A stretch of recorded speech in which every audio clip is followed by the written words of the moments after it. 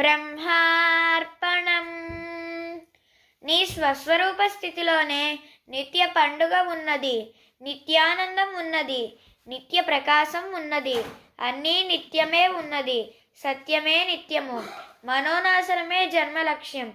జన్మ జన్మలకి అదే మనస్సు ప్రయాణిస్తూ నిన్ను మూసేసి జన్మల్ని పెంచుతోంది. బ్రహ్మానుభవం వల్లే ధీరత్వం కలుగుతుంది. ఉన్నదానిలో ఉన్నట్లు, లేని దానిలో లేనట్లు ఉండాలి. అదే జ్ఞానం. జ్ఞాన నడత వల్ల కర్మలు చేసినా అకర్తగా మిగులుతాడు. అప్పుడు కర్మలు రావు, జన్మలు రావు. సృష్టితో పాటుగా మనము ఉన్నాం. సృష్టికి ఎవరు ఆధారమో అదే బ్రహ్మము మనకి ఆధారం. సృష్టి ఎలా బ్రహ్మంలో ఉన్నదో మనము అలా అంతర సన్యాసంతో ఉండడమే. బ్రహ్మార్పణం.